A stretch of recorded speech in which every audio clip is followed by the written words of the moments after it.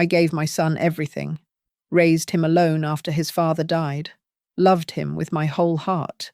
And then one day, he grabbed my arm, shoved me in the basement, and locked the door.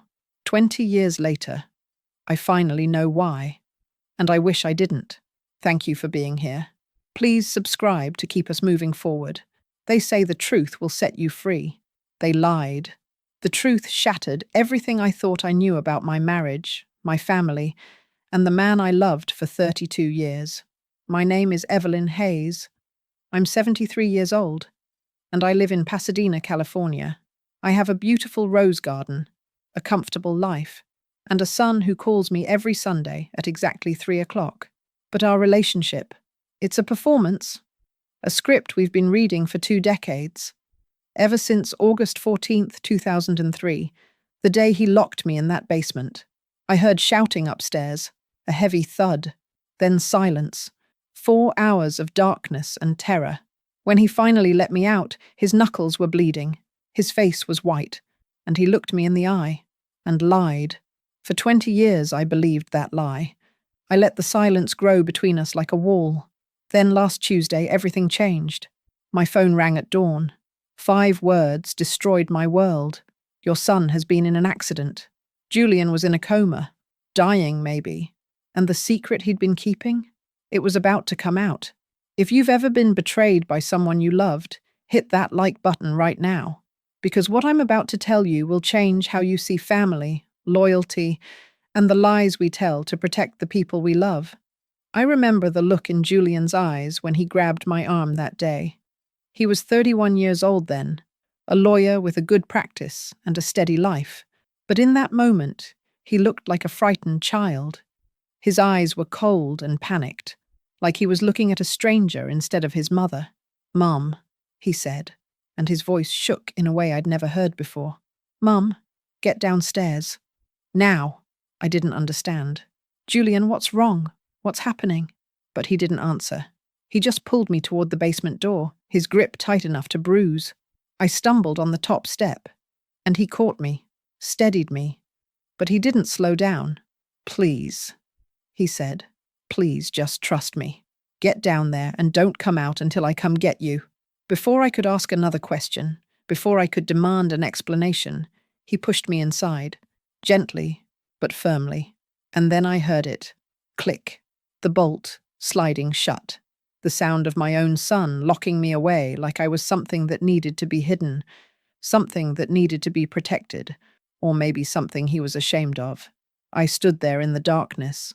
The blackout had killed the basement light, and I listened. Through that thick oak door, I could hear shouting upstairs, muffled but frantic. Julian's voice raised in anger or fear, I couldn't tell which. Then another voice, deeper, rougher, a stranger's voice in my home. The argument grew louder, more heated. I pressed my ear against the door, trying to make out the words, but all I could hear were fragments. "Stay away from her. You owe me. Get out of my house." Then I heard it. A heavy thud, like something, or someone, hitting the wall hard enough to shake the house. And then silence. 4 hours of silence while I sat on those basement steps in the dark, my heart pounding so hard I thought it would crack right through my ribs. I tried the door, but it wouldn't budge. I called out, but no one answered.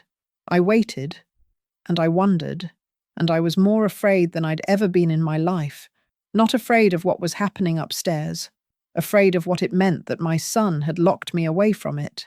When Julian finally opened that door, the sun was setting. The golden light hurt my eyes after all that darkness, but not as much as the sight of my son's face. He was pale, ghost white, like all the blood had drained out of him. His knuckles were bruised and bleeding. There was a cut above his left eyebrow, already swelling. His shirt was torn at the collar. He looked like he'd been in a war. "Gas leak," he said. He didn't meet my eyes. "There was a gas leak scare. The utility company called. I didn't want to risk it with you in the house, so I put you in the basement where it was safer. And then a bookshelf fell. I'm sorry, Mum." I panicked. I stared at him. At this man I'd raised, this man I'd given my whole life to after his father passed away.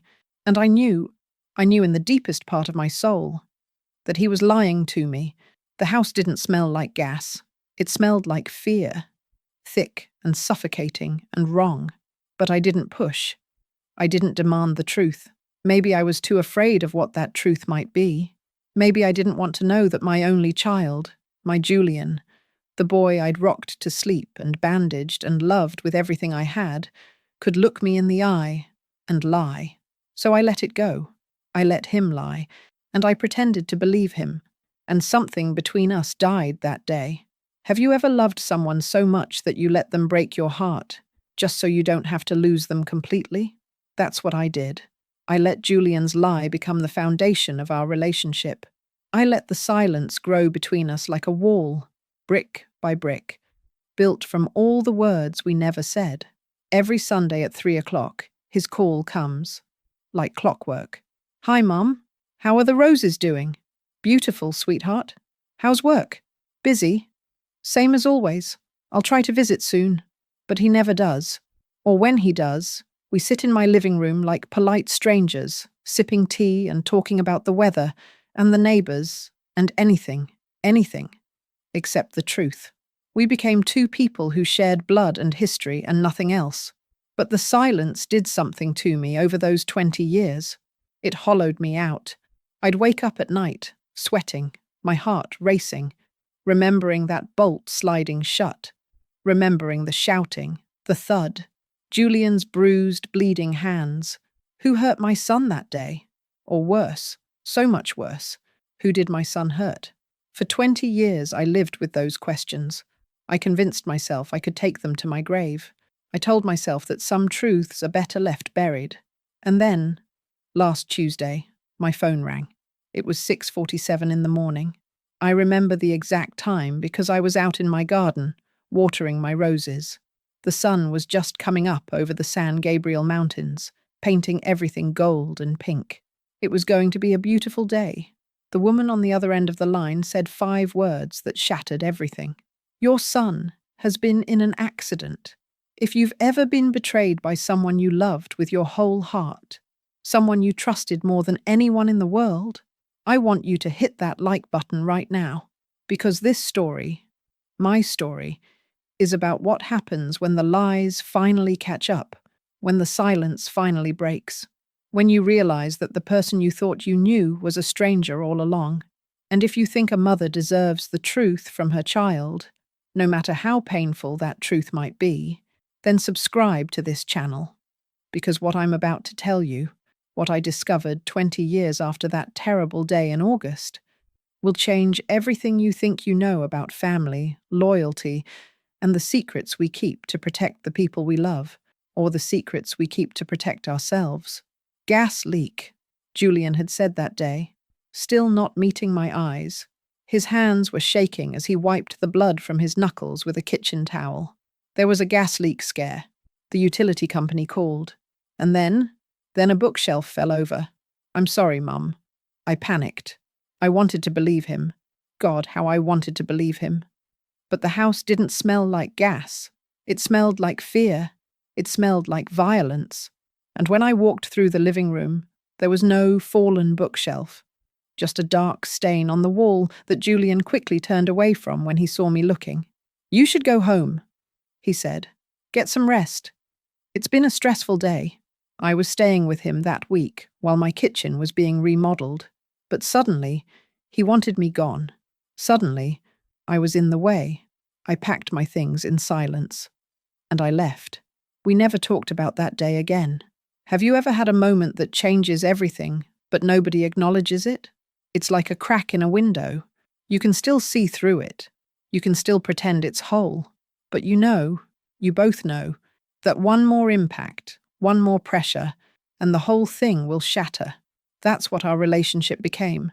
Fractured, but functional. Broken, but still standing. Every Sunday at 3 o'clock, without fail, my phone would ring. Hi, Mom. How are the roses? Safe. Polite. Distant. Beautiful, sweetheart. How's work? Busy.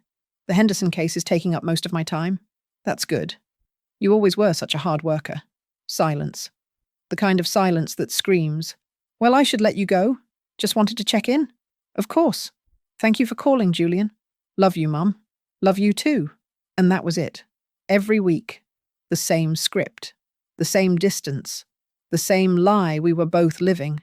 I tried, in the beginning, to bridge the gap. I'd invite him for dinner. He'd say he was too busy. I'd suggest we take a trip together, maybe up to Napa like we used to when he was younger. He'd say maybe next year. Next year never came. His visits became shorter, more awkward. He'd sit in my living room, perched on the edge of the sofa, like he might need to run at any moment. We'd make small talk about the neighbours, about the weather, about anything except what really mattered. I'd catch him looking at me sometimes with this expression I couldn't read. Guilt? Fear? Regret? I never asked. I was too afraid of the answer. The silence did something to me over those 20 years. It burrowed into my chest and made a home there. I'd lie awake at night, staring at the ceiling, remembering that bolt sliding shut, remembering the shouting, the thud that shook the walls. Who had Julian been fighting with that day? What had happened that was so terrible he couldn't tell his own mother? And the worst question of all, the one that kept me awake more nights than I can count. Had my son hurt someone? Was that why he couldn't look me in the eye anymore? Was that why the distance between us grew wider every year? I told myself I could live without knowing. I told myself that some truths are too heavy to carry, that maybe Julian was protecting me from something I was better off not understanding. I became very good at lying to myself. My friends noticed, of course. Margaret, who I'd had coffee with every Friday for 15 years, finally asked me about it one morning. Evelyn, is everything okay with Julian? You never talk about him anymore. He's fine, I said, stirring sugar into my coffee. Just busy with work. You know how lawyers are. When's the last time you saw him? I had to think about it. Christmas. No, wait. Thanksgiving. He stopped by for an hour before heading to a friend's house. Margaret reached across the table and squeezed my hand. Honey, that was 6 months ago. 6 months. Half a year since I'd seen my only child, and I'd barely noticed because the distance had become so normal. That night, I stood in front of the mirror and barely recognized the woman looking back at me. When had I become so small? When had I started accepting crumbs of affection from my own son? I thought about calling him, demanding answers, breaking through the wall we'd built between us. But I didn't, because deep down, I was terrified that if I pushed too hard, I'd lose him completely. And even this hollow, painful relationship was better than nothing at all. Or so I told myself. For 20 years, I lived in that limbo, loving my son from a distance, wondering what had happened that day, carrying the weight of unanswered questions. I convinced myself I could die like this, that I could take those questions to my grave, and it would be okay. And then, last Tuesday morning, everything changed. I was in my garden, watering my roses. It was early, just before 7. The air was cool and fresh, and the sun was painting the sky in shades of pink and gold. My roses were blooming beautifully. The peace roses, the ones Orson had planted for me 30 years ago, were particularly stunning that morning. I remember thinking how grateful I was for this life, this quiet, safe, predictable life. And then my phone rang. I almost didn't answer. I was covered in dirt, and my hands were wet from the hose. But something made me set down the watering can and pull the phone from my pocket. Unknown number.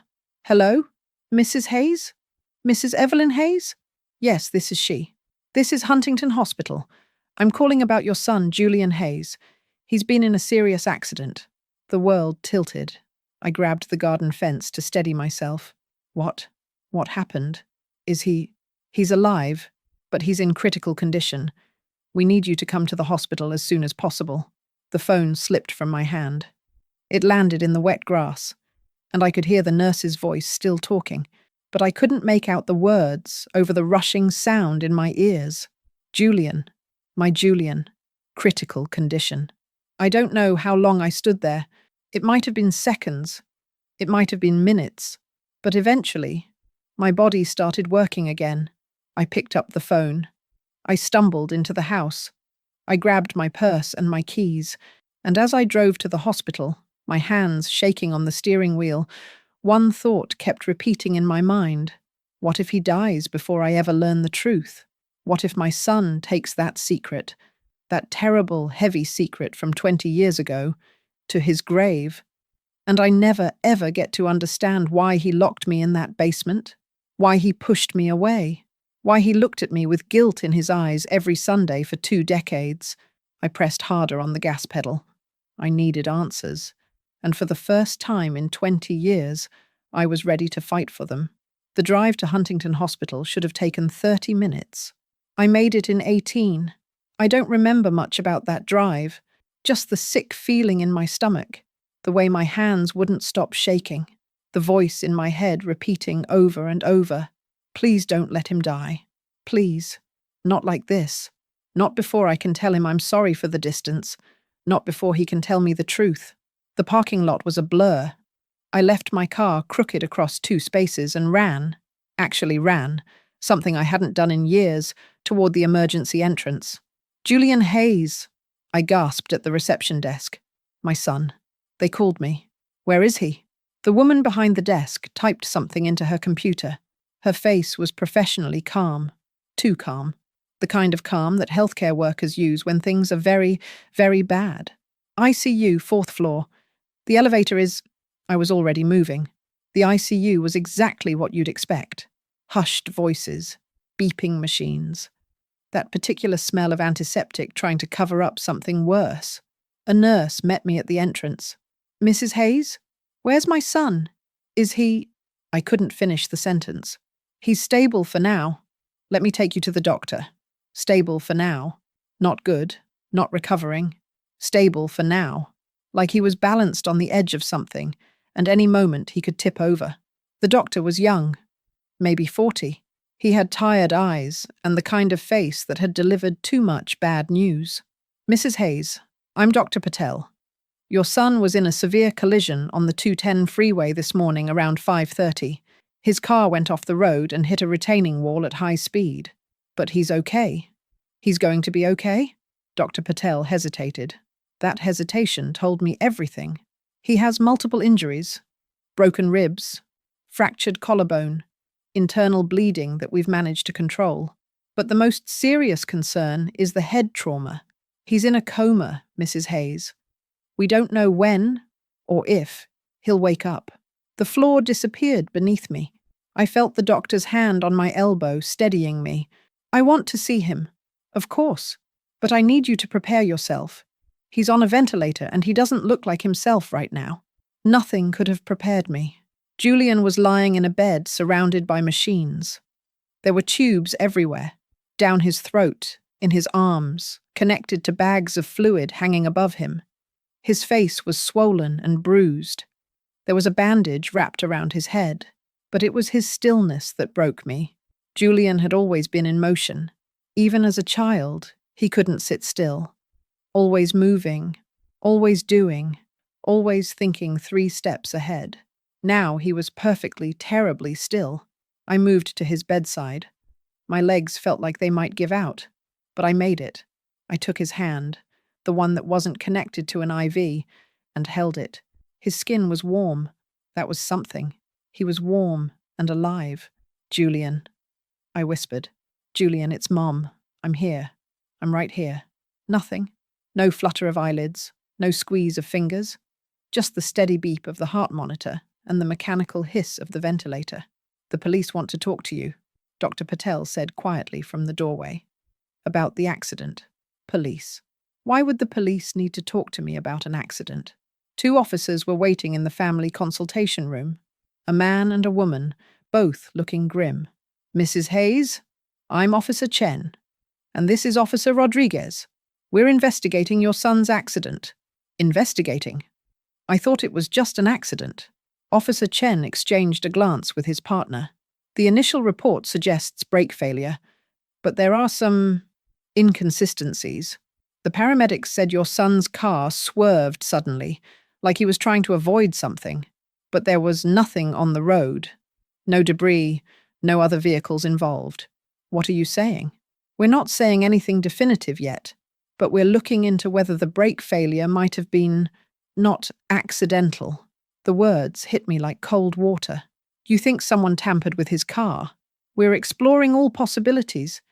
Can you think of anyone who might want to hurt your son? Any enemies? Anyone he had conflicts with? I opened my mouth to say no. Julian was a lawyer, yes, but he did corporate law, contracts and mergers. Nothing dangerous. Nothing that would make someone want to hurt him. But then I thought about that day, 20 years ago. The shouting, the thud, Julian's bruised knuckles and the lie he'd told me afterward. Mrs. Hayes? I don't know, I said. I don't know if Julian had enemies. We weren't very close. The admission hurt more than I expected. Officer Chen handed me a card. If you think of anything, please call us. In the meantime, we'll be in touch. After they left, I sat in that sterile waiting room and stared at the card in my hand. Someone might have tried to kill my son. Someone might have cut his brake lines and sent him speeding toward death. And I had no idea who or why, because 20 years ago I'd chosen silence over truth. I'd chosen comfort over answers. A nurse appeared in the doorway. Mrs. Hayes, we've collected your son's personal belongings. His clothes were cut off in the ER, but we have his wallet, phone, and keys. She handed me a plastic bag. Through the clear plastic, I could see Julian's leather wallet, his iPhone with a cracked screen, and his keyring, the one with the little bronze compass I'd given him for his 30th birthday. I took the bag and thanked her, started to set it aside, then stopped. Keys. Julian's keys to his house, his office, his car, his whole life on one small metal ring. And suddenly, I knew what I had to do. Standing over my son's hospital bed again, I looked at his still face. The machines breathed for him. The monitors tracked every beat of his heart. I'm going to find out what happened, I whispered to him. 20 years ago, and now. Whatever you've been hiding, whatever you've been carrying, I'm going to find it, and I'm going to fix it. His hand stayed limp in mine, but I squeezed it anyway. You've been protecting me all this time, haven't you? That's what this has all been about. The distance, the silence. You were trying to keep me safe from something. A tear rolled down my cheek and landed on our joined hands. Well, now it's my turn to protect you. I kissed his forehead, careful of the bandages. Then I picked up that plastic bag with his belongings and walked out of the ICU. If Julian couldn't tell me the truth, I would find it myself. I drove straight to his house in South Pasadena. It was a nice place, a small craftsman bungalow with a well-maintained yard. I'd only been inside a handful of times over the years. Julian had always preferred to visit me, and now I understood why. He was keeping me away from something. My hands were steady as I used his key to unlock the front door. Steadier than they'd been in years, because for the first time in 2 decades, I wasn't running from the truth. I was running toward it. And whatever I found in this house, whatever Julian had been hiding, I was ready to face it, even if it destroyed everything I thought I knew about my son, about my family, about my life. The door swung open. I stepped inside, and the search for answers began. Julian's house was exactly what you'd expect from a bachelor lawyer. Clean, but not immaculate. Organized, but lived in. There was a coffee mug on the kitchen counter, still half full. A jacket thrown over the back of a chair. A book, face down on the sofa, holding its place. Signs of a life interrupted. I stood in the entryway and tried to think like a detective. Where would someone hide their secrets? Where would Julian keep whatever he'd been protecting me from all these years? His office. It had to be his office. The room was at the back of the house, with a window overlooking a small garden. Julian's desk was oak, expensive looking, with a leather chair that had molded to the shape of him over years of use. Filing cabinets lined one wall. Bookshelves covered another. Law books, mostly, but also some fiction. I recognized a few titles from his childhood. To Kill a Mockingbird, The Count of Monte Cristo, books about justice and revenge. I started with the desk drawers. Bills, old case files, office supplies. Nothing unusual, nothing hidden. The filing cabinets were next. tax returns going back a decade, mortgage papers, car insurance. Everything labelled and organised in that meticulous way Julian had learned from his father, Orson. God, I missed him. He'd been gone 15 years now, and there were still days when I turned to tell him something before remembering he wasn't there. If he were here now, what would he tell me to do? I closed the filing cabinet and turned to survey the room again. That's when I noticed it. The closet door was slightly ajar, and in a house this organised, that felt wrong. I opened the closet fully. Boxes of old files, a vacuum cleaner, winter coats, even though we lived in Southern California, and in the back, behind a stack of tax returns from 2003, something that didn't belong, a small mahogany box, dark wood, polished smooth, with a brass lock on the front. My heart started pounding. I pulled it out. It was heavier than it looked. I tried to open it, but of course it was locked. The keys. Julian's keys were still in my purse. With shaking hands, I pulled out the keyring. There were 6 keys, total. House, office, car, and 3 others I didn't recognize. I tried them one by one. The 3rd key slid into the lock like it was meant to be there. Click. I hesitated. Once I opened this box, there would be no going back. Whatever was inside would change things. Maybe change everything. But I'd come too far to stop now. I lifted the lid. The first thing I saw were letters. Dozens of them, maybe more. Old envelopes, yellowed with age, some with torn edges. They were bundled together with a rubber band that had gone brittle and cracked. I pulled one out. The envelope was addressed to Julian at this house. The postmark was dated August 2003, 20 years ago, right around the time of that terrible day. My hands trembled as I pulled out the letter inside. The handwriting was rough, angry. The letters pressed hard into the paper like whoever wrote this wanted to tear right through it. Julian, you think money will make me go away? You think a few $1,000s will erase what your father did? What your mother took from me? I know where she lives. 847 Rosewood Drive, Pasadena. I know she drives a blue Honda Accord. I know she goes to the farmer's market every Wednesday at 10 a.m. I know she has coffee with that friend of hers. Margaret, is it? Every Friday at Starbucks. You can't protect her forever. Eventually, you'll slip up. Eventually, I'll get what's owed to me. Pay what you owe, or I'll take it myself. K. The letter slipped from my fingers. Someone had been watching me, studying my routine, knowing where I went, what I did, who I saw, and Julian knew. With shaking hands, I picked up another letter, then another. Each one was worse than the last. Your family destroyed mine. Now I'll destroy yours. The house in Pasadena should be mine. Everything you have should be mine. I saw her today. She was planting roses. She looked happy. Does she know what her happiness cost me? They were all signed the same way. Just the letter K. Who was K? And what did he think my family owed him? I dug deeper into the box. Under the letters were bank statements, withdrawal slips from Julian's account, thousands of dollars at a time, sometimes tens of thousands. The dates started in August 2003 and continued for years. The most recent was from 6 months ago. $20,000 withdrawn in cash. Julian had been paying this person, paying him to stay away from me.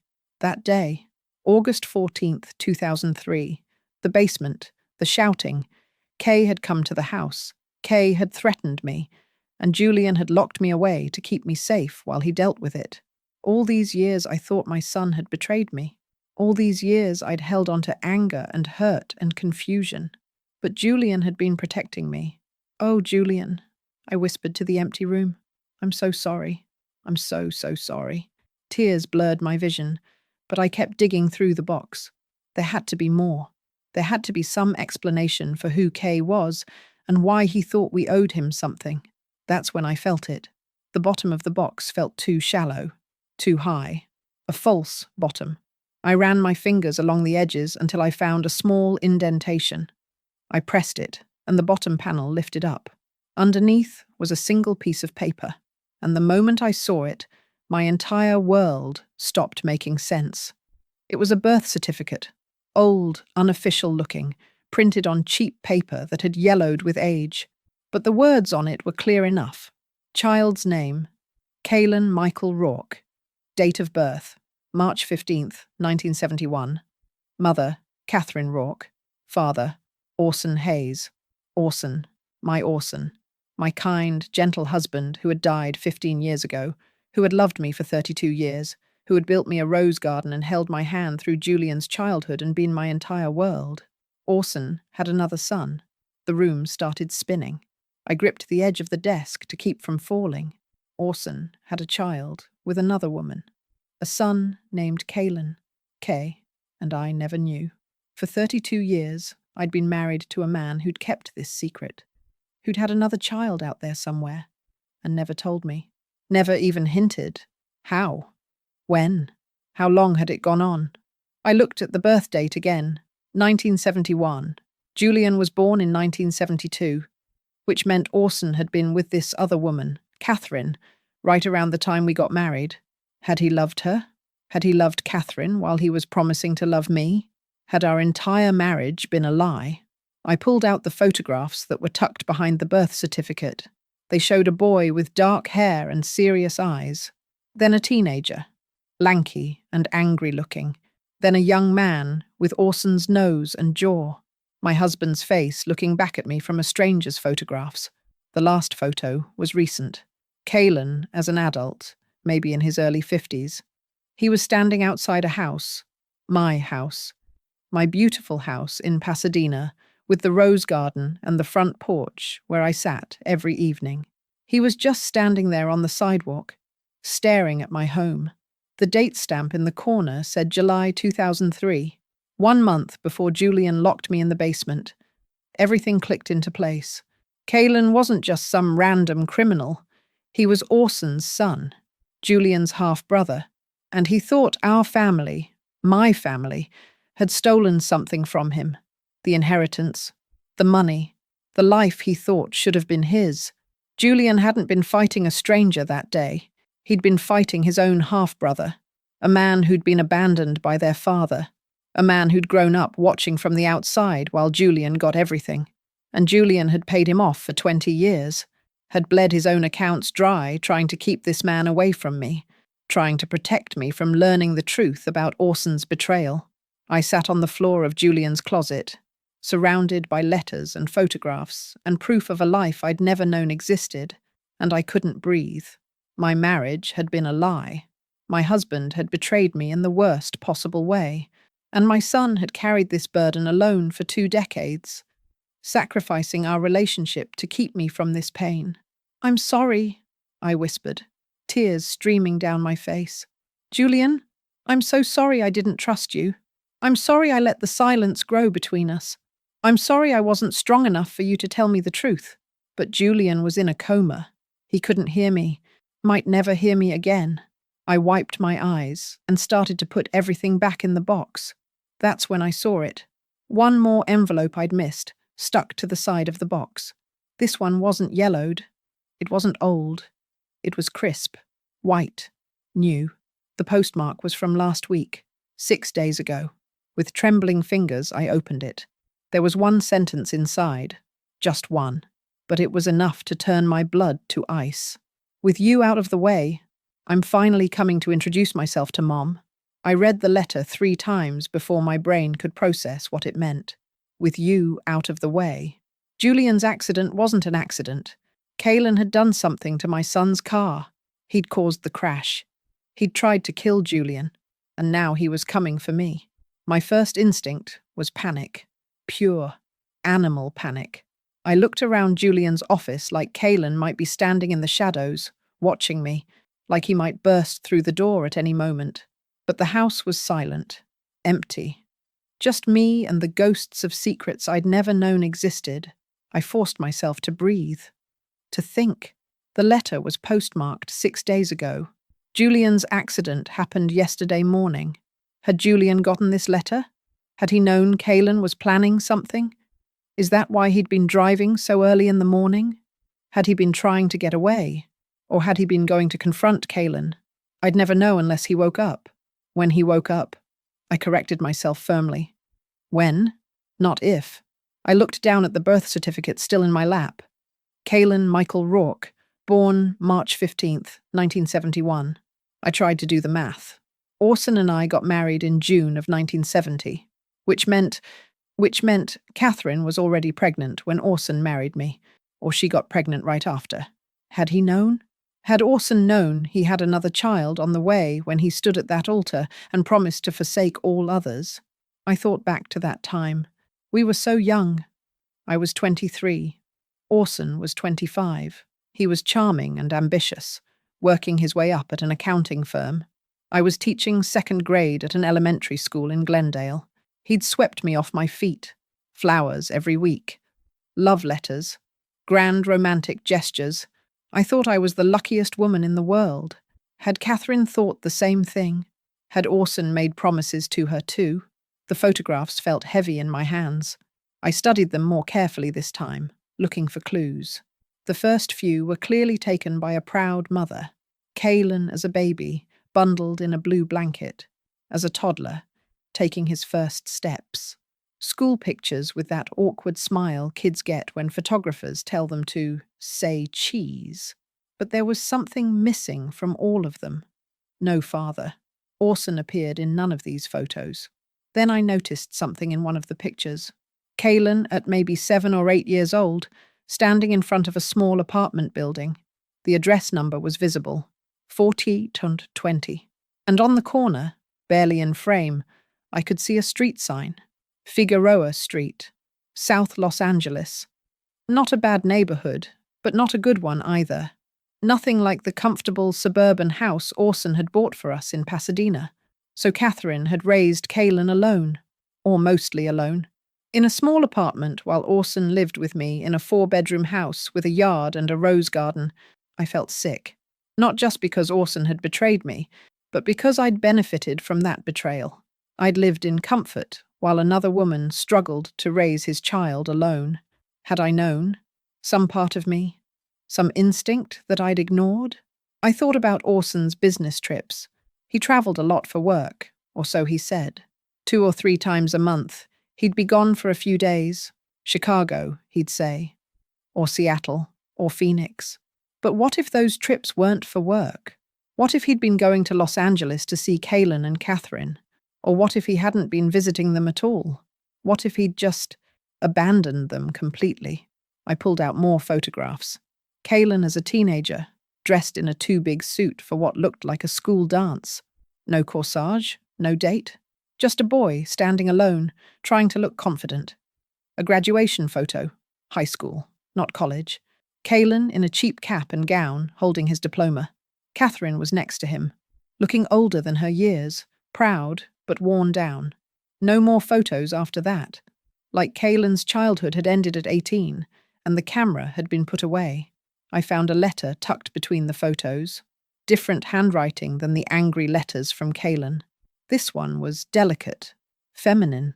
Dear Mr. Hayes, Kalen asks about you every day. He wants to know when his father is coming to visit, when you're going to take him to a baseball game like you promised, when he can come see the house you told him about. I don't know what to tell him anymore. He's 8 years old. He deserves to know his father. He deserves more than birthday cards with cash and promises you never keep. Please, if you can't be a father to him, at least tell him the truth. It's crueler to give him hope than to give him nothing at all. Catherine. The letter was dated 1979, 8 years after Kalen was born. So Orson had been in contact, had made promises, had probably shown up just often enough to keep hope alive, but not often enough to be a real father. No wonder Kalen was angry. I set the letter aside and pulled out the bank statements again. Julian's withdrawals. Thousands of dollars over 20 years. But now I noticed something else. Clipped to the back of the statements was a copy of Orson's will. Our will, technically. The one we'd drawn up together when Julian was born. I'd read it when Orson died. Everything went to me, and then to Julian when I passed. Standard stuff. But this copy had notes in the margins. Julian's handwriting. Kay threatened to contest. Claimed OS promised him 50% in separate agreement. No proof. paid 15K to avoid court. K showed up at Mum's house, had to increase payments to 2K a month. K says he has letters from OS. Real or forgery? Can't risk Mum finding out. Paid 30K for the letters. Julian had been dealing with this for 20 years. Since right after Orson died. Kaylin must have shown up then, demanding his share of the inheritance. And Julian, trying to protect me from learning about Orson's betrayal, had paid him off, over and over and over again. How much had it cost? I did rough math in my head.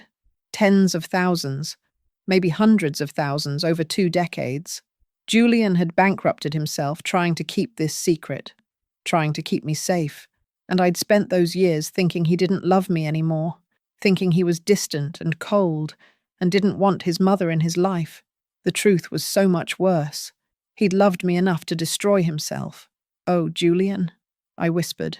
"Why didn't you just tell me? Why didn't you trust me to handle it?" But I knew why. Because I'd been weak. Because after Orson died, I'd fallen apart. I'd spent a year in grief so deep I could barely function. Julian had been 29 years old, newly married, and he'd had to take care of me. He'd seen how fragile I was, how much I'd loved Orson, how completely I'd believed in our marriage. Julian couldn't tell me the truth because it would have broken me, so he'd broken himself instead. I carefully put everything back in the box, all except that last letter, the fresh one, the threat. With you out of the way, I'm finally coming to introduce myself to Mom. Kaylin thought Julian was dead or dying. He thought the coast was clear, and he was coming for me. I pulled out my phone to call the police, but then I stopped. What would I tell them? That my dead husband's secret son was threatening me, that I'd found a box of letters in my son's house. The police might investigate, might talk to Kaylin, but would they arrest him? Would they protect me? Or would they just dismiss me as a paranoid old woman with a family dispute? No, I couldn't rely on the police. Not yet. I needed more information. I needed to understand exactly what I was dealing with. I opened the browser on my phone and searched. Kaylin Rourke, Los Angeles. The results made my stomach drop. There were news articles, court records, arrest reports. Kaylin had a record: assault, fraud, theft. Nothing that put him away for long, but a pattern of violence and desperation. One article from 5 years ago caught my eye. Man arrested for threatening ex-employer over wage dispute. Claims he was owed money for work that company says was never completed. Judge dismissed case due to lack of evidence. Another from 8 years ago. Altercation outside downtown law office leads to assault charges. Suspect claims lawyers stole inheritance from deceased father. That one included a photo. Kaylin, being led away in handcuffs. His face was twisted with rage. He'd been trying to get money from Orson's estate for years, and when the legal system failed him, he'd turned to Julian. And Julian, rather than let it become public, rather than let me find out, had paid him. But now the payments had stopped. Or maybe Kaylin had decided money wasn't enough anymore. He wanted revenge. He wanted to take everything from the family that had stolen his life. I looked at the photo on my phone again, at Kaylin's angry eyes and twisted mouth. This was a man with nothing left to lose. A man who'd spent his whole life feeling cheated and abandoned. A man who'd tried to kill my son. And now, he was coming for me. I stood up, my decision made. I couldn't run. I couldn't hide. And I couldn't wait for Kaylin to make his move. For 20 years, I'd let fear keep me silent. I'd let other people make decisions for me.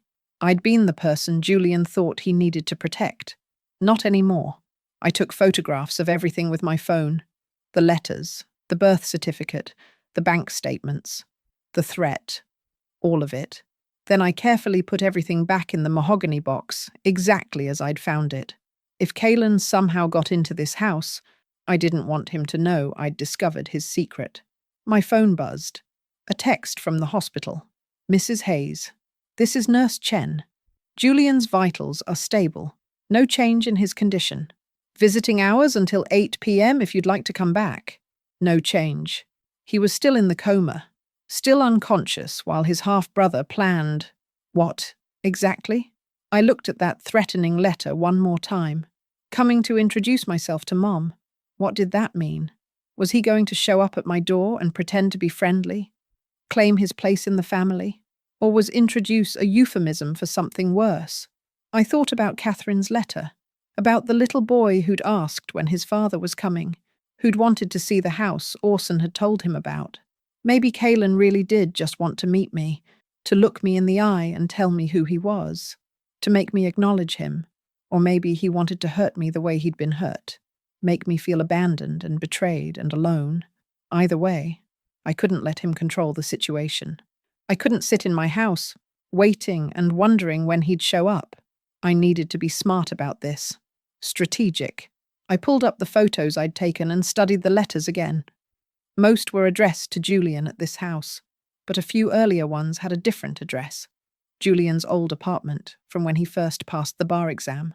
And one letter from 2015 had a return address. K. Rourke, 824 Maple Street, apartment 3B, Los Angeles, CA 915, downtown Los Angeles. Not far from where those arrest records showed his altercations. Did he still live there? It had been years since that letter was sent. I did another search on my phone. Property records, rental listings, nothing definitive. But then I tried social media, and there he was. Kaylin Rourke. The profile was mostly private, but his profile picture was visible. The same angry face from the arrest photos, but older now. Grayer. More worn down by life. His location said Los Angeles. His work listed independent contractor. I clicked on his friends list. Only 15 people. And most of the profiles looked inactive or fake. This was a man who lived on the margins. Disconnected. Isolated. Dangerous. My phone rang, making me jump. Unknown number. For a second, I thought it might be Kaylin. That he somehow knew I'd found the box. That he was calling to threaten me directly. But when I answered, it was Officer Chen from the hospital. Mrs. Hayes. Just following up on our conversation earlier. Have you thought of anyone who might have wanted to harm your son? I opened my mouth to tell him everything. About Kaylin. About the letters. About the secret half-brother who'd been threatening Julian for 20 years. But something stopped me. If I told the police now, they'd want the letters. They'd investigate. It would become public. Everything about Orson's betrayal would come out. Catherine's name. The child he'd abandoned. And Kaylin would know I'd found his secret. Would know I'd turned him in. What if that made him more dangerous? What if he decided he had nothing left to lose? Mrs. Hayes, Officer Chen prompted. I can't think of anyone, I said. The lie tasted bitter. Julian's work is mostly contracts and corporate law. Nothing that would make enemies. I'm sorry. That's all right. We're still investigating. The brake line failure was definitely mechanical, but whether it was tampering or just old parts, we're not sure yet. We'll keep you informed. After I hung up, I sat in Julian's office and tried to think clearly. I had evidence. I had Kaylin's name and probably his address. I had proof he'd been threatening Julian. But I didn't have proof he'd cut the brake lines. I didn't have proof he was dangerous right now, in this moment. And if I went to the police with what I had, what would they do? Maybe bring him in for questioning. Maybe. But they couldn't arrest him for letters written years ago. They couldn't protect me from a man who might show up at my door tomorrow. No, I needed a different plan. I needed to confront Kaylin myself. On my terms. In a place where I was safe. The idea was insane. I was 73 years old. Kaylin was in his 50s, angry and possibly violent. But I was also done being afraid. I took out my phone and composed a text to a number I found in one of the letters. A burner phone Kaylin had given Julian years ago for emergency contact. This is Evelyn Hayes. I know who you are. I know what you want. If you want to talk, meet me at Huntington Library Gardens tomorrow at 2 p.m. Come alone, or I go to the police with everything. My finger hovered over the send button. This was crazy. This could get me killed. But Julian couldn't protect me anymore. And I was tired of being protected anyway. I pressed send. Then I called Margaret. Evelyn? How's Julian? I heard about the accident. He's stable, still unconscious. Margaret, I need a favor. A big one. Anything, honey. What do you need? Tomorrow at 2, I need you to be at the Huntington Library. Not with me, just nearby. If you see me with a man, a stranger, and anything seems wrong, call 911 immediately. Evelyn? What's going on? You're scaring me. I can't explain right now. But I promise I'll tell you everything when this is over. Can you do this for me? There was a long pause. Then, I'll be there. But Evelyn, please be careful. I will. I promise. After we hung up, I sat in the silence of Julian's office and waited. My phone buzzed 20 minutes later. New text from the burner number. 2 p.m. Come alone. And bring proof you haven't already gone to the police. My heart was racing, but my hands were steady as I typed back. I'll bring proof. You bring the truth. I looked at the mahogany box one more time. Then I closed it, returned it to its hiding place in the closet, and left Julian's house. Tomorrow, I would meet my husband's son. Tomorrow, I would look him in the eye and demand the truth about what happened 20 years ago, about what he did to Julian, about what he wanted from me. Tomorrow, I would stop being a victim, and if Caelan Rourke thought he could intimidate a grandmother who'd already lost everything that mattered, he was about to learn exactly how wrong he was. I didn't go straight home. I couldn't. The house would feel too empty, too exposed. Every creak and shadow would make me think Caelan had found me already. Instead, I drove back to the hospital. Julian's room was dim when I arrived, just the glow of monitors casting blue light across his still face. The nurse gave me a sympathetic smile and told me I could stay as long as I wanted. I pulled a chair close to his bed and took his hand. I met you when you were 30 seconds old, I said quietly. The nurse put you in my arms, and you opened your eyes and looked right at me. Your father said you were too young to focus yet, that babies can't really see for weeks. But I knew better. You saw me. You knew me. Julian's face stayed peaceful, unaware. And I failed you, I continued. For 20 years I failed you. You were carrying this impossible weight, and I was so wrapped up in my own hurt feelings that I didn't see it. I didn't see that you were suffering. A tear rolled down my cheek. I'm meeting him tomorrow. Caelan, your half-brother. I know that's probably a terrible idea. You'd tell me not to if you could. You'd want to protect me. But I'm done being protected, Julian. I'm done being weak. I squeezed his hand, hoping for any response. Nothing. I need you to fight, I whispered. I need you to wake up, because when this is over, we're going to talk. Really talk. No more silence, no more secrets. We're going to fix what broke between us, okay? The machines beeped steadily. The ventilator hissed. Okay, I answered for him. I stayed until visiting hours ended. Then I drove home in the darkness, checking my rearview mirror every few seconds to make sure no one was following. My house looked the same as always. Porch, light on. Rose garden, peaceful in the moonlight. But it felt different now, violated somehow, knowing that Caelan had stood outside it, had watched me, had planned, whatever he'd planned. I locked the door behind me, then checked it twice, then checked all the windows. I was being paranoid. Caelan didn't even know I'd found the letters yet.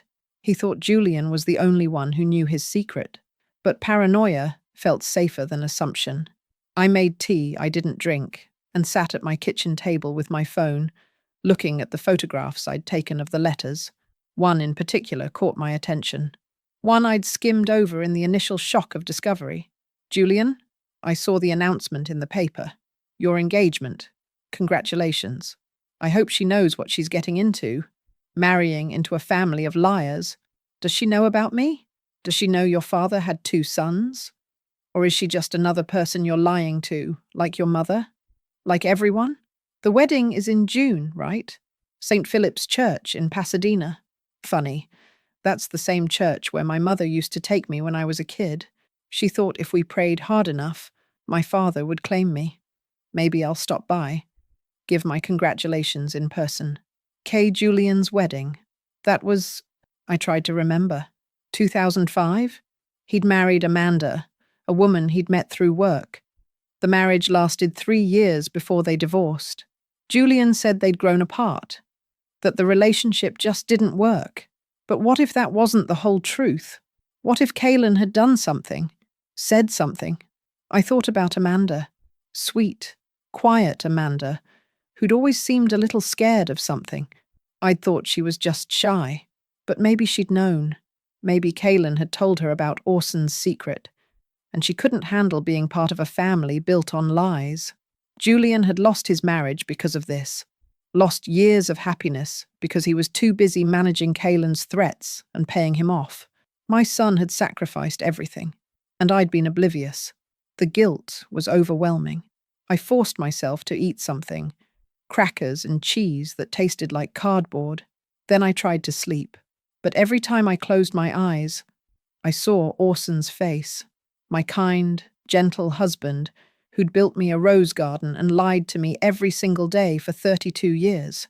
Had he loved me, or had I been convenient? The respectable wife, while Catherine was… what? The mistake? The secret? And what about Catherine? Where was she now? I got up and searched for her on my phone. Catherine Rourke, Los Angeles. I found an obituary from 2012. Catherine Ann Rourke, 65, passed away on March 8, 2012, after a brief illness. She is survived by her son, Kaylin Rourke. Catherine worked as a home health aide for over 30 years and was known for her kindness and dedication to her patients. A small service will be held at… She died. Alone, it seemed. No mention of other family, just Kaylin. And now Kaylin was alone too. No mother, no father. Orson had died 3 years before Catherine. No family except a half-brother who'd spent 20 years paying him to stay away. I felt something unexpected. Pity. Not for what Kaylin was doing now. Not for the threats or the violence or the anger, but for the little boy in those photographs. The one who'd waited for a father who never really came. Who'd watched from the outside while another boy got everything he'd wanted. That little boy deserved better. But the man he'd become, that was different. At 2 a.m., I gave up on sleep. I went to my office and wrote everything down. Every detail from the box, every letter, every date, every threat. I printed it all out and put it in an envelope addressed to Officer Chen. If something happened to me tomorrow, if Kaylin decided to do more than just talk, there would be evidence. The truth would come out. I sealed the envelope and left it on my kitchen table with a note. Margaret, if I don't call you by 5 p.m. tomorrow, give this to the police. Then I went to my bedroom and opened the bottom drawer of my dresser. Under old sweaters and scarves, I found what I was looking for. Orson's gun. He'd bought it years ago, after a break-in 2 streets over. Made me take lessons at a shooting range until I could handle it safely. I'd hated it then. Hated the noise and the weight and the idea that I might need to defend myself. But now I was grateful. I checked the gun carefully. Loaded. Safety on. I'd forgotten most of what Orson taught me, but the basics came back. I wasn't planning to use it. The meeting was in a public place. The Huntington Library Gardens. Margaret would be nearby. It was just insurance. I put the gun in my purse. Then I sat on my bed and watched the sun come up through my bedroom window. This was it. In less than 12 hours, I would meet the man who'd been haunting my family for 20 years. The man who might have tried to kill my son, my husband's son. I thought about what I'd say to him, how I'd start the conversation. But every script I rehearsed felt wrong. How do you talk to someone who's both a victim and a threat? Someone who has every right to be angry, but no right to hurt people? I didn't know. All I knew was that I was done running from the truth. Done letting fear make my decisions. At 7 a.m. I showered and dressed. Nothing fancy, just jeans and a comfortable blouse. Shoes I could run in if I needed to. I was putting on my watch when my phone rang. The hospital. My heart stopped. Mrs. Hayes? This is Dr. Patel. I wanted to update you on Julian's condition. He's showing some increased brain activity overnight. It's subtle, but it's a good sign. He might be starting to wake up. When? How long? We can't say for certain. Could be hours, could be days, but I thought you'd want to know there's progress. Thank you, I managed. Thank you so much. After I hung up, I sat down hard on my bed. Julian was fighting. He was trying to come back, which meant I needed to make sure there was something worth coming back to. A family that was safe. A mother who was strong enough to handle the truth. I picked up my purse, feeling the weight of the gun inside. Then I got in my car and drove to the Huntington Library. It was time to meet Kaylin Rourke. The Huntington Library and Gardens is one of the most beautiful places in Pasadena. Over 100 acres of gardens, art galleries, and rare books. It's the kind of place where wealthy tourists bring their families and locals come for a peaceful afternoon. It's also very public, which was exactly why I'd chosen it. I arrived at 1:30 p.m., early, so I could choose where we'd meet. I walked through the entrance and past the main buildings, heading toward the Japanese garden. It's my favorite section, peaceful and contemplative, with koi ponds and carefully placed stones and bamboo groves. If I was going to have the most difficult conversation of my life, I wanted it to be somewhere beautiful. I found a bench near the pond, positioned so I could see anyone approaching. Then I sent a text to Margaret. I'm here, near the koi pond in the Japanese garden. Don't come close unless I signal you. She responded immediately. I'm in the rose garden. Can see the path to where you are. Be safe, honey. I set my phone on my lap and waited. At exactly 2 p.m., I saw him. Kaylin Rourke was taller than I'd expected from the photographs, maybe 6 feet. He walked with a slight limp, favoring his left leg. His hair was more grey than dark now, pulled back in a short ponytail. He wore jeans and a button-down shirt that had seen better days. But it was his face that struck me. Even from a distance, I could see Orson in him, the shape of his jaw, the way he carried himself, the set of his shoulders. My husband's son, walking toward me. He stopped a few feet from the bench, his eyes scanning the area, looking for police probably, or for any sign this was a trap.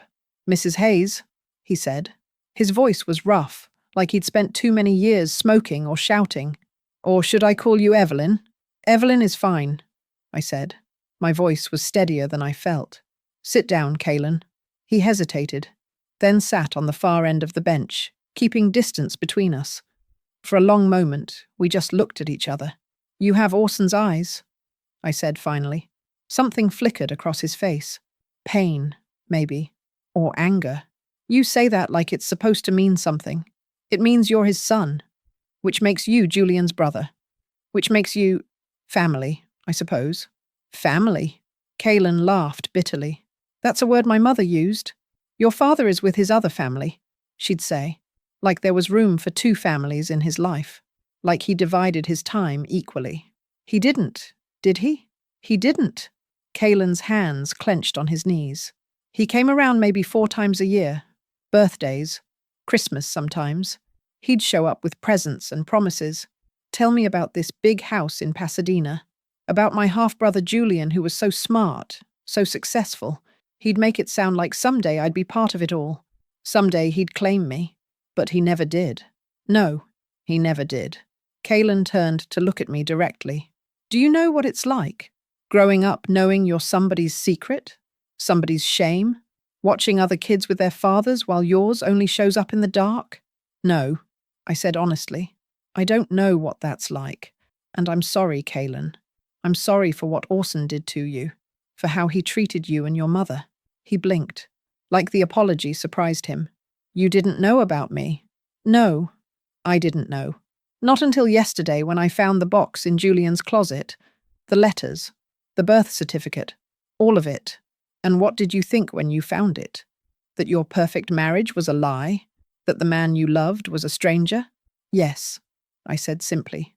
All of that. Kaylin looked away, toward the koi pond. My mother loved him, even after everything. Even after years of being ignored, she loved him. She kept his picture by her bed until the day she died. How pathetic is that? It's not pathetic. It's human. We love who we love, even when they don't deserve it. Did you love him? Really love him?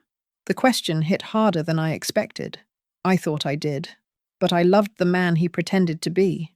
The kind, gentle husband who built me a rose garden. Not the man who had a son he refused to acknowledge. Not the man who lied every single day. So we were both fools then. Your mother and mine.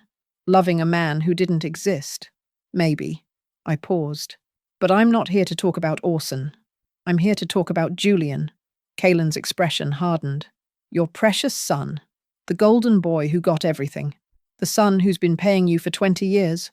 The son who protected me from the truth about my marriage. The son who's lying in a hospital right now in a coma because someone cut his brake lines. You can't prove that was me, can't I? I pulled out my phone and showed him the photo of his letter. With you out of the way, I'm finally coming to introduce myself to Mom. You sent this 6 days ago. Julian crashed 2 days later. That's not a coincidence. Kaelin stared at the phone. For a moment, I saw something like fear cross his face. Then it was gone, replaced by anger. He deserved it, Kaelin said. All those years, he kept paying me just enough to survive, just enough to stay quiet, like I was some problem he could throw money at. Do you know how humiliating that is? Taking cash from your own brother like you're begging. So you tried to kill him. I tried to make him understand what it feels like to lose everything, to have your whole world torn apart by people who think they're better than you. His voice rose. A couple walking by glanced over nervously. Kaelin took a breath, forced himself to calm down. You all took everything from me, he continued, quieter now, but no less intense. My father, my inheritance, my place in the family. I should have grown up in that house in Pasadena. I should have gone to private school. I should have had the life Julian had. But you didn't, I said. And that's not Julian's fault. It's not my fault. It's Orson's fault. He's the one who made those choices. He's the one who betrayed us all. And he's dead, so I can't make him pay. Kaelin leaned closer. But you're alive. Julian's alive. You got to keep everything while my mother and I got nothing. We didn't even know you existed. Does that make it fair? You lived in ignorant bliss while we suffered. That's supposed to make me feel better? I looked at this angry, broken man and felt something crack open in my chest. Not pity, exactly. Understanding, maybe. No, I said quietly. It doesn't make it fair. Nothing about this is fair, Kaelin. You deserved a father who claimed you. You deserved to grow up secure and loved. You deserved the truth. But you know what? So did I. So did Julian. We were all victims of Orson's lies. Then why did you get the happy ending while I got nothing? What happy ending? I asked. My marriage was a lie. My son and I didn't speak honestly for 20 years. The man I loved betrayed me every single day. And now Julian might die, and it would be your fault. Where's the happy ending in that? Kaelin opened his mouth, closed it. For the first time since sitting down, he looked uncertain. Julian's in a coma because of you, I continued. He might never wake up, and if he doesn't, you'll have killed your own brother over money that was never yours to claim. The inheritance should have been split. There was no inheritance. I pulled out my phone again, showing him the photos of Orson's will. Everything went to me when he died, because I was his legal wife. Then it goes to Julian because he's my son. That's how wills work, Kaelin. There was no secret fortune. No hidden money. Julian has been paying you out of his own pocket for 20 years. He emptied his savings. He took out loans. He destroyed his own financial security trying to keep you quiet. Kaelin stared at the phone screen. He paid me from his own money? Yes, because he was trying to protect me from finding out about you, from learning that my whole marriage was a lie. He sacrificed everything for that. I thought... Kaelin's voice trailed off. You thought wrong. There's no fortune, no secret accounts. Just a house I worked my whole life to help pay for, and retirement savings from teaching second grade for 40 years. That's it. Kaelin sat back, and for the first time, I saw the anger drain out of him. What was left behind looked like exhaustion. 20 years, he said.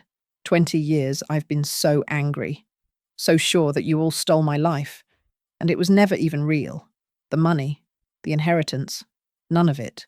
No, it wasn't. Then what was I fighting for? I don't know, Kaylin. You tell me. He was quiet for a long time. When he finally spoke, his voice was small, almost childlike. I just wanted him to acknowledge me. I just wanted my father to say my name, to introduce me to people as his son. Not his secret, not his mistake, his son. And there it was, under all the anger and violence and threats. There was just a boy who'd wanted his father to love him. I'm sorry Orson never gave you that, I said.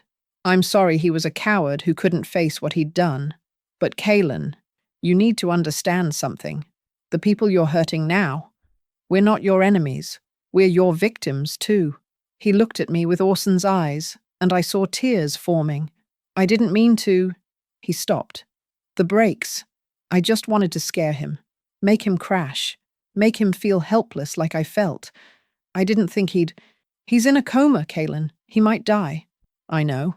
He put his face in his hands. God, I know. What have I done? For a moment, I almost felt sorry for him, almost reached out to comfort him. But then I thought of Julian, of his bruised knuckles 20 years ago, of his hospital bed now, of 20 years of Sunday phone calls where we pretended everything was fine. Kaylin Rourke might have been a victim once, but he'd made his choices. He'd let his anger turn him into something dangerous, and I couldn't let that go unpunished. I pulled the envelope from my purse, the one with all the evidence, all the letters and statements and proof. I'm giving you a choice, I said. You can turn yourself in to the police right now. Tell them what you did to Julian's car. Take responsibility for your actions. Or I can give this to the police and they'll come find you. Either way, you're going to pay for what you did. Kaylin looked at the envelope, then at me. If I turn myself in, I'll go to prison. Yes, probably. For how long? I don't know. Years, maybe. Attempted murder is serious. He nodded slowly. And if I don't? If I run? Then I'll make sure every police department in California has your name and face. I'll make sure you never have a moment of peace. And when they catch you, and they will catch you, it will be worse. Much worse. You're tougher than I thought you'd be, Kaylin said, almost smiling. I thought you'd be weak. Julian always talked about you like you were fragile, like you needed protection. Maybe I was, but not anymore. We sat in silence for a moment. Somewhere nearby, a child laughed, life continuing normally while we decided how this would end. Can I ask you something? Kaylin said finally. Yes. If I turn myself in, if I go to prison, will you tell Julian that I'm sorry? That I didn't mean for it to go this far? I'll tell him, I said. But I can't promise he'll forgive you. I know. Kaylin stood up slowly. I don't even forgive myself. He held out his hand.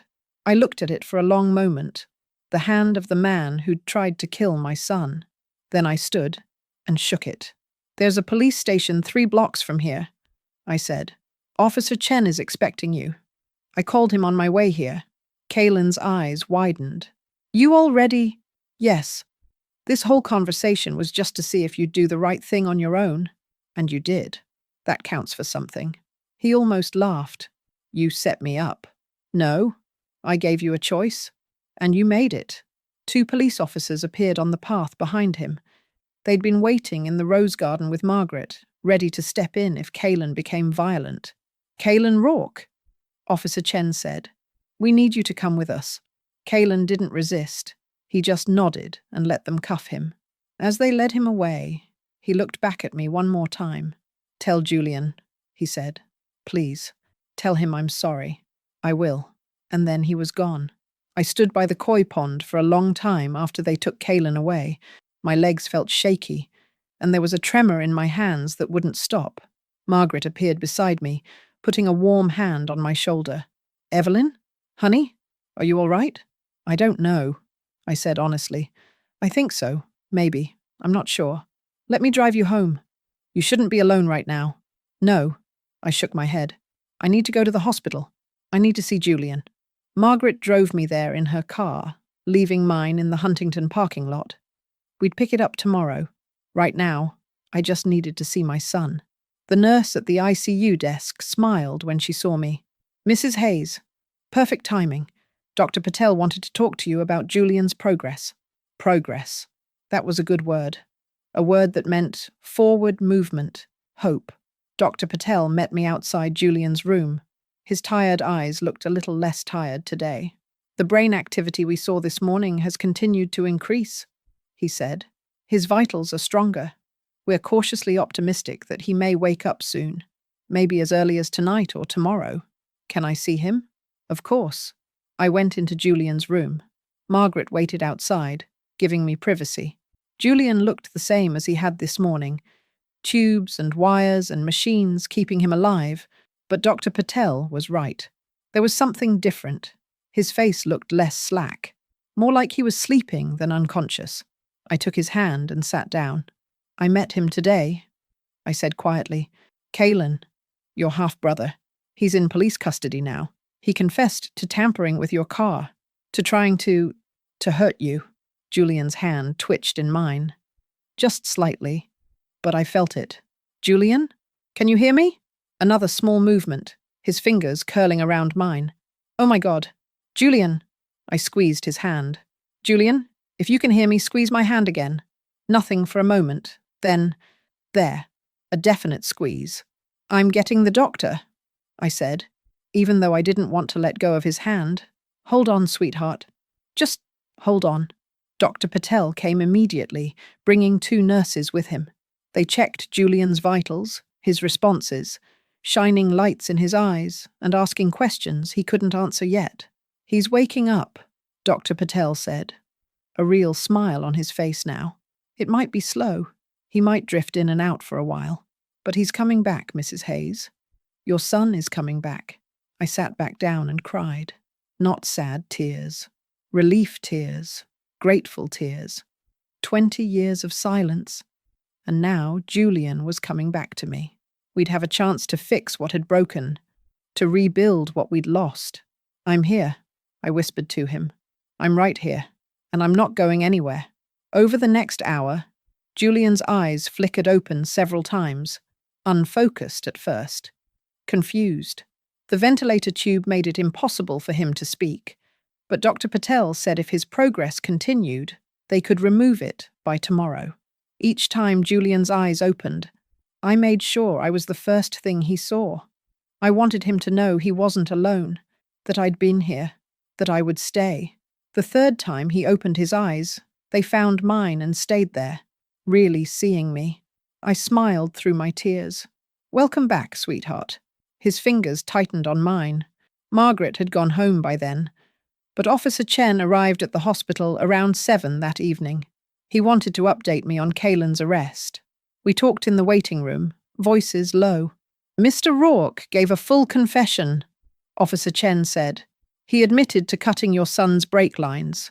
He also confirmed the threats, the blackmail, everything you documented in those letters. He'll be charged with attempted murder, among other things. What happens now? He'll be arraigned in the next 48 hours. Given the confession and the evidence, the DA will likely push for a plea deal. He's looking at significant prison time. 10 years, maybe more. 10 years. Kalen would be in his 60s when he got out. An old man who'd wasted his entire life on anger. Mrs. Hayes, I have to ask, why didn't you tell us about him this morning when I called? You had all this evidence, but you said you didn't know of any enemies. Because I needed to meet him first, I said. I needed to look him in the eye and understand what we were really dealing with. And I needed to give him a choice, to see if there was any chance he'd do the right thing. That was dangerous. He could have hurt you. I know, but I'm tired of being afraid, and I'm tired of other people making all the decisions. I met his eyes. My son has been protecting me for 20 years, sacrificing everything to keep me safe from the truth. It was my turn to be strong enough to handle it. Officer Chen nodded slowly. For what it's worth, I think you handled it exactly right.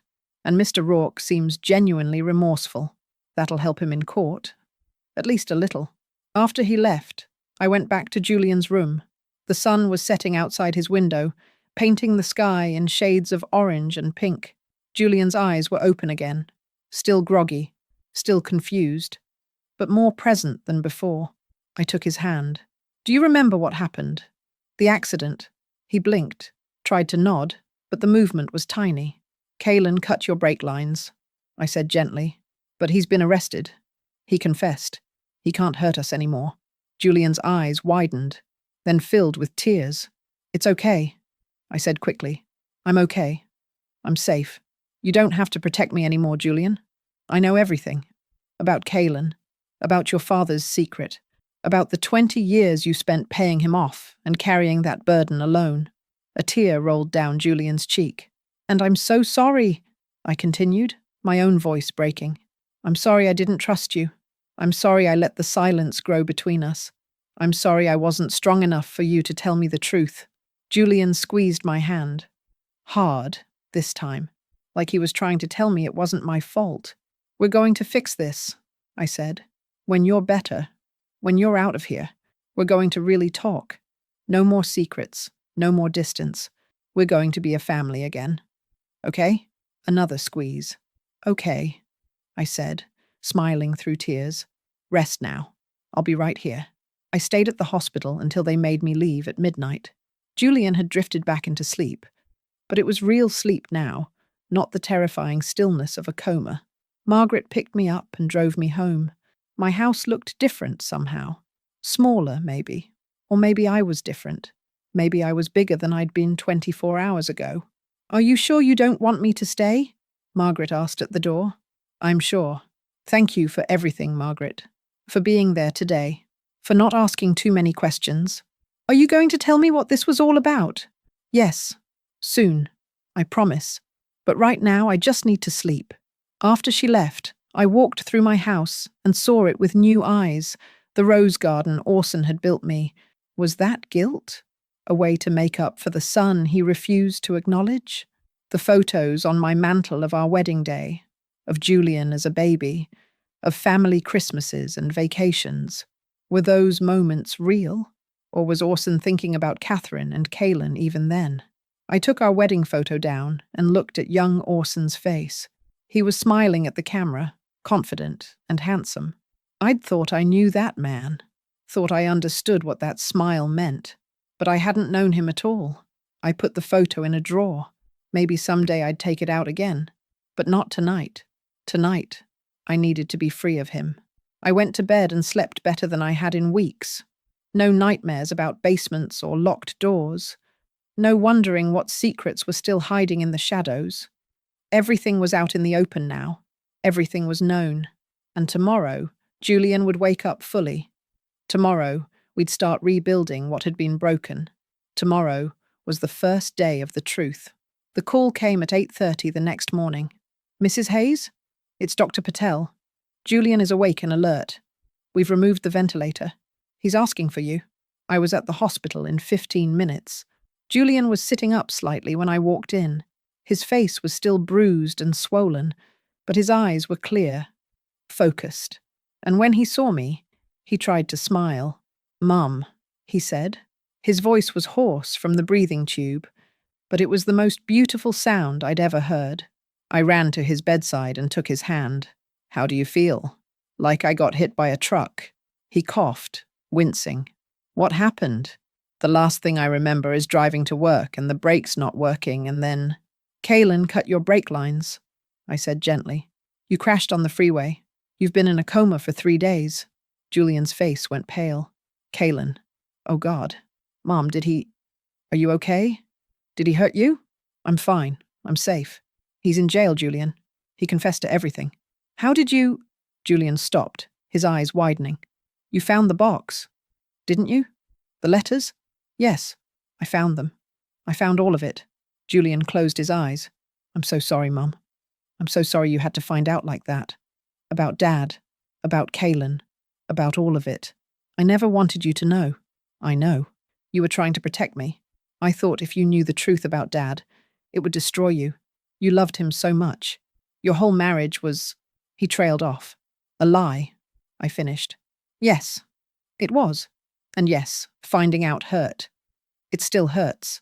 But you know what hurt worse, Julian? 20 years of silence between us. 20 years of pretending. 20 years of losing you a little more each day. I didn't know what else to do. Julian said, his voice breaking. After Dad died, Kalen showed up. He had the birth certificate, the letters from his mother. He said he deserved half the estate. He threatened to make it public, to drag Dad's name through the mud, to tell you everything. And you were still so broken up about Dad dying. You were barely functioning. I couldn't add that pain on top of everything else. So you paid him. Yes. At first I thought it would be temporary, just until you were stronger. But then months passed, and you started to heal, and I thought if I told you then, it would break you all over again. So I kept paying, kept dealing with him, and the longer it went on, the harder it became to tell the truth. I squeezed his hand.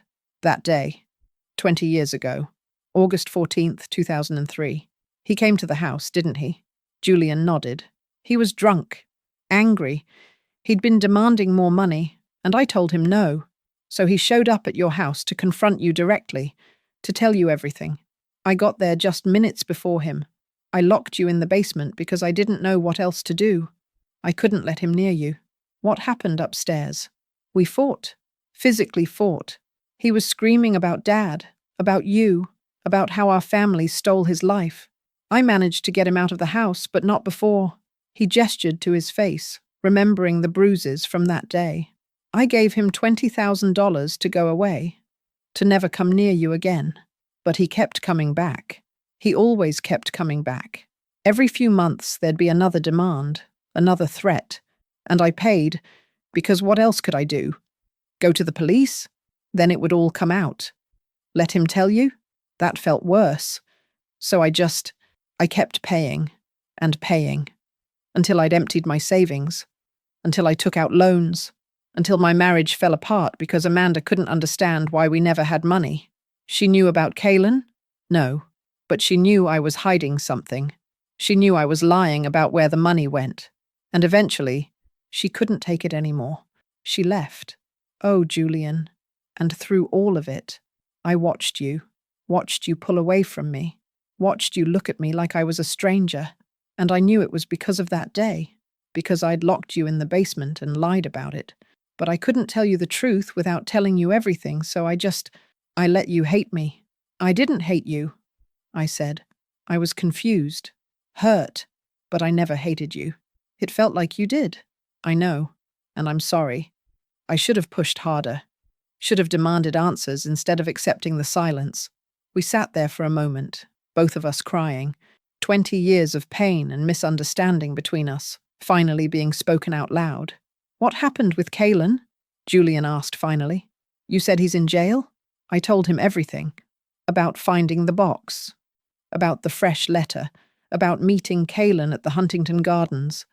About how he'd confessed and turned himself in. You met him alone. Julian looked horrified. Mum, he could have killed you. I had backup. Margaret was watching. I'd called the police before I even got there. And I hesitated. I had your father's gun in my purse. You what? I wasn't planning to use it. I just wanted to be prepared. Julian stared at me like he'd never seen me before. Who are you? What happened to my mother who needed protecting? She got tired of being protected, I said. She realized that being kept safe from the truth isn't the same as being safe, and she decided it was time to be strong enough to handle reality, no matter how painful. A slow smile spread across Julian's battered face. I'm proud of you, Mum. I'm proud of you too. What you did, what you sacrificed to protect me, that took incredible strength. It was misguided, maybe. It cost us both too much. But it came from love, and I understand that now. No more secrets, Julian said. From now on, we tell each other the truth, even when it's hard, especially when it's hard. No more secrets, I agreed. Dr. Patel came in then to check on Julian. His recovery was progressing well, but he'd need to stay in the hospital for at least another week, then months of physical therapy. I'll be here, I told Julian as Dr. Patel worked. Every day, every step of the way.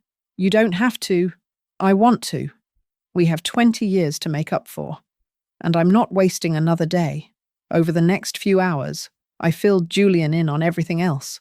About finding Catherine's obituary. about Kaylan's arrests and his pattern of violence, about the little boy in the photographs who just wanted his father to claim him. I feel sorry for him, Julian admitted, despite everything he did to me. To us. He was a victim too. He was, I agreed. But he made choices. He chose violence over healing, revenge over forgiveness. Those were his choices, Julian. Not yours? Not mine? Do you think Dad loved him? Kaylan? I thought about it. I think your father was a coward who couldn't face what he'd done. I think he cared about Kaylan enough to feel guilty, but not enough to actually do anything about it. And I think that's worse than not loving him at all. What are we going to do about Dad's grave? His headstone says, beloved husband and father, but he was father to 2 sons. I don't know, I said honestly. Maybe we leave it. Maybe we change it. That's something we can figure out together, when you're better. Together, Julian repeated. I like the sound of that. A nurse came in with lunch for Julian, soft foods only, since he was still recovering. I helped him eat, and we talked about small things. My roses, his house, whether he needed anything from home, normal things, the kind of easy conversation we hadn't had in 20 years. It felt like coming home after a long, difficult journey. Around 3 o'clock, Margaret came to visit. She brought flowers and a card signed by everyone at our Friday coffee group. We heard about the accident, she said to Julian. We've been so worried. I'm okay, Julian said. Thanks to Mom. Margaret looked at me with knowing eyes. Your mother is stronger than she looks. I'm learning that. After Margaret left, I told Julian about Officer Chen's visit, about the charges Kaylan was facing, about the likely plea deal. He asked me to tell you something, I said. He said he's sorry, that he didn't mean for things to go so far. Julian was quiet for a long moment. I believe him, and maybe someday, when enough time has passed, I might even forgive him. But not today. Today I'm just grateful to be alive. Me too, sweetheart. Me too.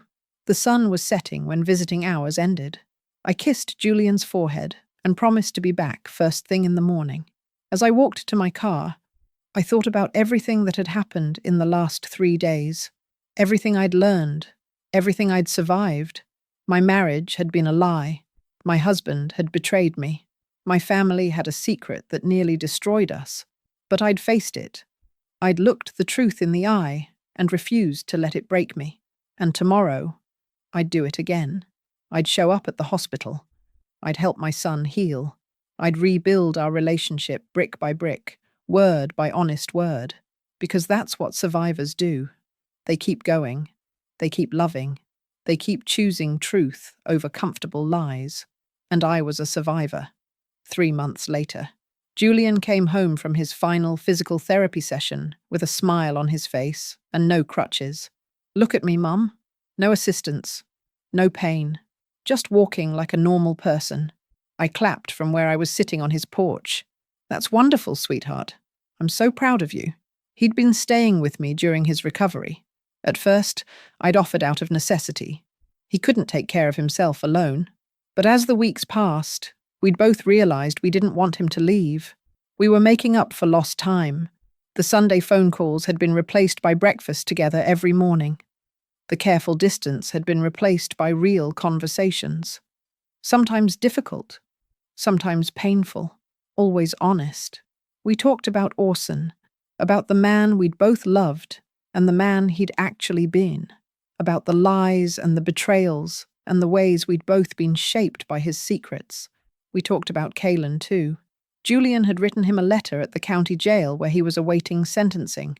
Nothing elaborate, just an acknowledgement that they were brothers, that they'd both been hurt by the same man, that Julian forgave him, even if he couldn't forget. Kaylan had written back, a short note thanking Julian for the forgiveness he didn't think he deserved, saying that prison was probably where he belonged, that maybe there he could finally figure out how to let go of his anger. The DA had offered a plea deal, 15 years with possibility of parole after 10. Kaylan had taken it. Do you think we'll ever see him again?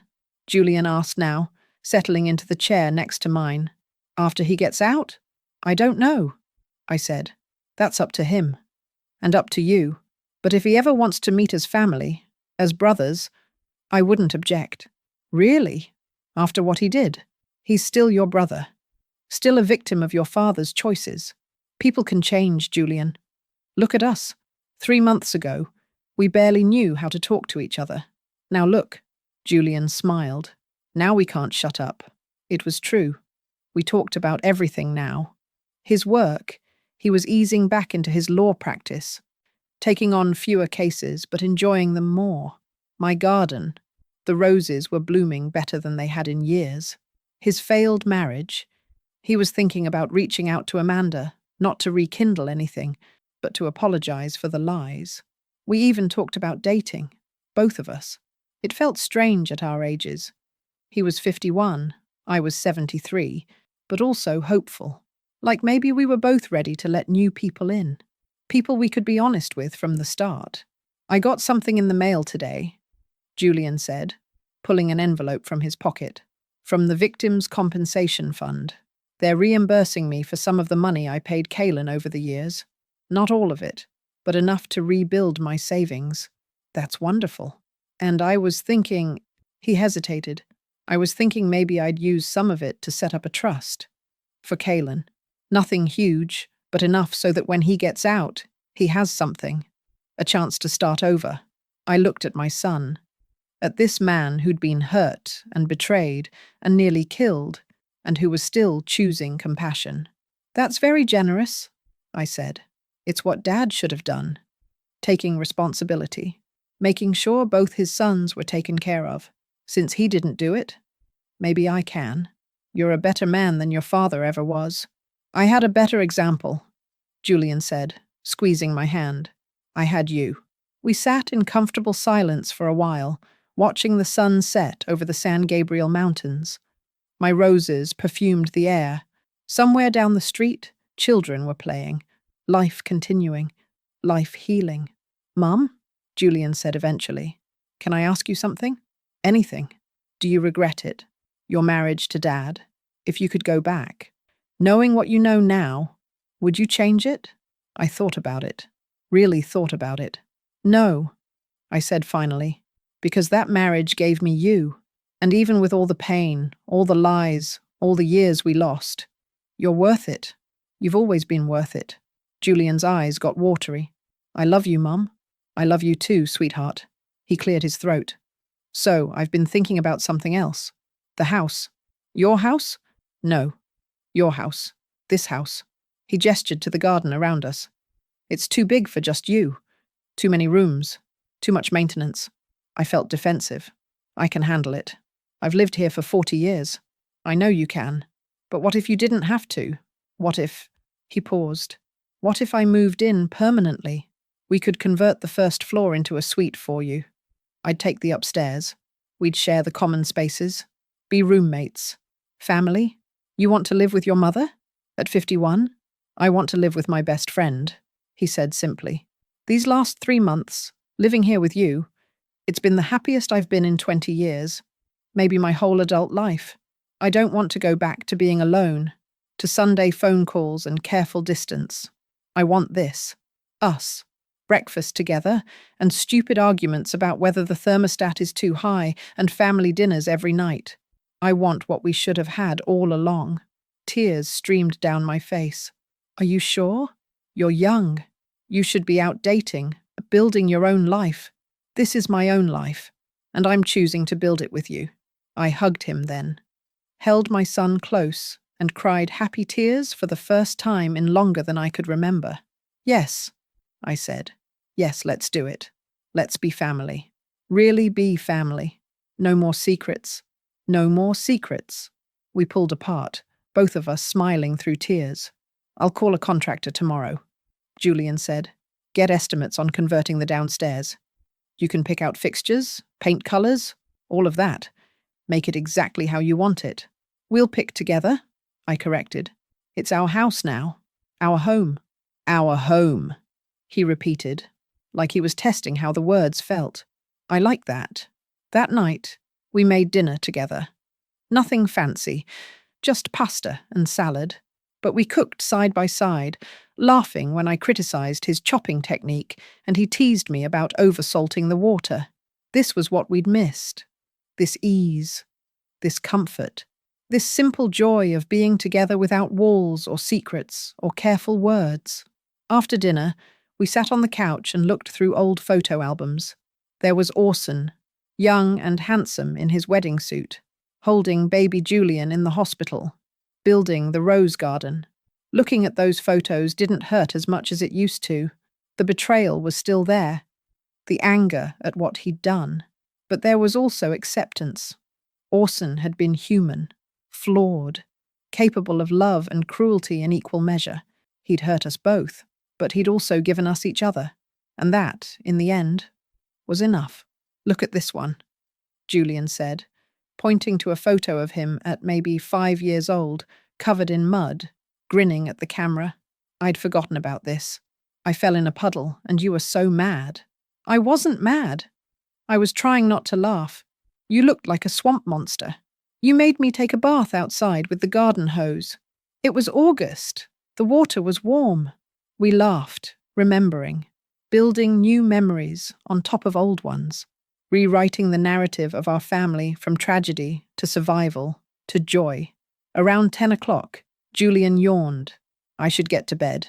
Therapy wiped me out. Me too. Good night, sweetheart. Good night, Mom. He kissed my cheek and headed upstairs. I stayed on the couch for a few more minutes, looking around my living room. This house had held so much pain, so many secrets. For years, it had felt like a mausoleum, preserving a past that never really existed. But now, it felt like home again, like a place where truth lived, where healing happened, where a mother and son could rebuild what had been broken. I went to the kitchen and made myself tea. While the water boiled, I looked out at my garden. The roses Orson had planted were blooming beautifully in the moonlight. I'd thought about tearing them out, destroying this last reminder of his lies. But I'd decided to keep them, because they were beautiful, because I'd tended them for 30 years, because they were mine now, not his, just like my life was mine now. Not defined by Orson's betrayals or Kaylin's anger or even Julian's misguided protection. Mine, to live honestly, to love fully, to choose truth every single day. My phone buzzed. A text from Margaret. Coffee Friday? Want to hear all about Julian moving in permanently? So happy for you, honey. I smiled and typed back. Friday sounds perfect. I have so much to tell you. And I did. I had stories to share. About strength I didn't know I had. About truth that set me free even as it broke my heart. About a son who loved me enough to destroy himself. And a mother who learned to be strong enough to save them both. I was 73 years old. I'd survived betrayal, lies, and 20 years of silence. I'd faced down a dangerous man and refused to be a victim. I'd watched my son almost die and fought to bring him back. And I was still here, still standing, still choosing love and truth and hope. There would be hard days ahead, more conversations about Orson, more complicated feelings about Kaylin, more work to do in rebuilding my relationship with Julian. But we'd face it together, with honesty, with love, with the kind of strength that only comes from surviving the worst and choosing to keep living anyway. I took my tea to the porch and sat in my favorite chair. The night was cool and clear. Stars were visible despite the city lights. Somewhere out there, Kaylin was in a cell, trying to make peace with his choices. Somewhere in heaven, if I believed in such things, Orson was maybe, finally, facing the consequences of his lies. But here, in this moment, in this garden, in this house that was becoming a home again, there was only peace. I'd spent so long running from the truth, so long letting fear make my decisions. Never again. From now on, I would live honestly, love fiercely, choose truth over comfort every single time, because that's what survivors do, and I was a survivor. I sipped my tea and smiled at the roses and the stars and the beautiful, difficult, honest life I was building, and it was enough. It was more than enough. It was everything. In the meantime, On the final screen, I'm leaving you with two of the channel's most beloved stories. I'm sure they will surprise you. Thank you for staying with me until now.